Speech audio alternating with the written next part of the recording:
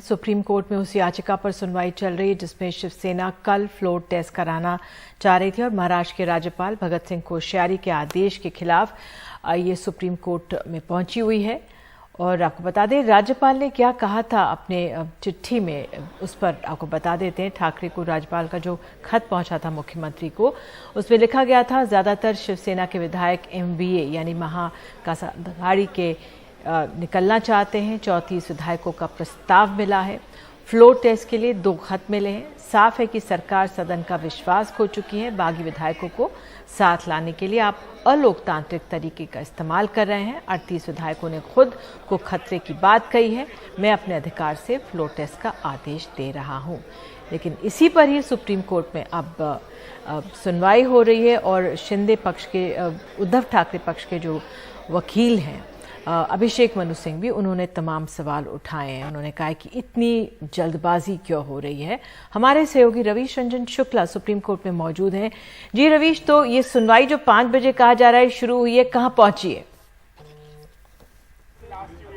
जी देखिए, 5:15 बजे ये सुनवाई शुरू हुई है और तकरीबन 50 मिनट हो चुके हैं सुनवाई शुरू हुए। और इसमें जो शिवसेना के वकील हैं अभिषेक मनु सिंह भी, उनकी जो दलील है वो 2 चीज़ों पर आधारित है। एक तो उनका सबसे पहला तर्क ये है कि जो 16 विधायकों के अयोग्यता का जो मामला है जो सुप्रीम कोर्ट में अभी लंबित पड़ा हुआ, जिस पर नोटिस डिप्टी स्पीकर को दिया गया है, उनका ये कहना है कि जब 16 विधायकों का ये मामला लंबित है तब आखिर उस पर बिना फैसला दिए हुए ये लोग कैसे फ्लोर टेस्ट में भाग ले सकते हैं। उनका ये कहना है कि अगर सुप्रीम कोर्ट इसमें दखल न देती, नोटिस न देती, तो डिप्टी स्पीकर के आदेश के मुताबिक अब तक अयोग्य वो लोग हो जाते। तो आखिर जब वो अयोग्य हो जाते तो वो फ्लोर टेस्ट में कैसे भाग ले सकते हैं। दूसरा, उन्होंने ये कहा कि जो 34 विधायक हैं जिन्होंने पत्र लिखकर बाकायदा राज्यपाल को ये कहा है कि सरकार अल्पमत में है, उनका ये कहना है कि उस पत्र पर उन्होंने सवाल उठाए हैं कि आखिर ये पत्र जो है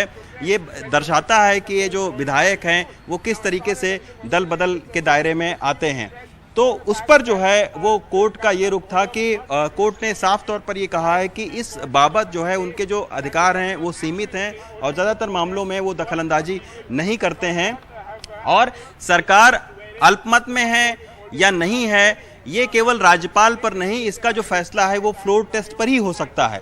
तो उसके बाबत जो है वो अभिषेक मनु सिंघवी ने फिर जो है वो उन्होंने एक जो 10वीं अनुसूची है उसका हवाला दिया और ये कहा कि ये जो दल बदल की बुराई को रोकने के लिए 10वीं अनुसूची थी और अगर इस तरीके से जो दल बदल करके जो विधायक हैं वो अगर फ्लोर टेस्ट में भाग लेते हैं तो ये कहीं ना कहीं लोकतंत्र की नींव को खतरे में डालना होता है। तो ये अभिषेक मनु सिंघवी की ओर से जो है ये कहा गया। साथ में ये भी कहा गया कि जिस तरीके से विपक्ष के नेताओं के साथ में पहले राज्यपाल जो है वो मीटिंग करते हैं 28 तारीख को और उसके बाद में 29 तारीख को सुबह जो है वो एक फ्लोर टेस्ट के लिए आदेश दे देते हैं, जबकि होना ये चाहिए कि राज्यपाल को सलाह जो है वो मुख्यमंत्री और जो मंत्रिपरिषद है उससे लेनी चाहिए और उसके सलाह पर जो है वो काम करना चाहिए। लेकिन यहाँ उल्टा हो रहा है कि विपक्ष के नेताओं की सलाह पर जो है वो राज्यपाल जो है वो फ्लोर टेस्ट का आदेश देते हैं। तो कहीं ना कहीं उन्होंने ये भी जो टाइमिंग है उस पर सवाल उठाया कि इतनी आखिर जल्दबाजी में क्यों है। कोविड हुआ था, कोविड से उठे और फिर वो उन्होंने फ्लोर टेस्ट का आदेश दे दिया। तो उन्होंने टाइमिंग के ऊपर में सवाल उठाए हैं। दूसरी बात, उन्होंने ये कहा कि जो 16 विधायकों के अयोग्यता का मामला है वो पेंडिंग है, जब तक वो नहीं उस पर सुप्रीम कोर्ट का रुख हो साफ होता है वो फ्लोर टेस्ट में उनको भाग नहीं लेना चाहिए। तीसरा, उन्होंने उस 34 विधायकों की चिट्ठी पर सवाल उठाए हैं और उन्होंने कहा कि ये इस तरीके की जो चिट्ठी लिखी गई है उसी से पता चल रहा है कि ये सारे लोग जो है वो दल बदल के दायरे में और कहीं ना कहीं सरकार के खिलाफ काम कर रहे हैं। तो उसकी मंशा पर उन्होंने सवाल उठाया। अभी तक कोर्ट ने महत्वपूर्ण बात यही कही है कि उन्होंने ये भी कहा कि जो आप कह रहे हैं कि अयोग्यता का मामला, वो विधायकों की अयोग्यता का मामला कोर्ट ने अभिषेक मनु सिंघवी से पूछा कि विधायक की अयोग्यता का मामला फ्लोर टेस्ट से कैसे जुड़ा हुआ है। तो उसके जवाब में अभिषेक मनु सिंघवी ने ये दलील रखी कि अगर डिप्टी स्पीकर का आदेश जो है वो मान्य होता तो ये अब तक अयोग्य हो जाते। तो इसी के चलते ऐसे किसी शख्स को सड़क से उठाकर और फ्लोर टेस्ट के प्रक्रिया में भाग नहीं लिया जा सकता है कि उसको अभी तक उसका फैसला ना हुआ हो और वो फ्लोर टेस्ट में भाग ले।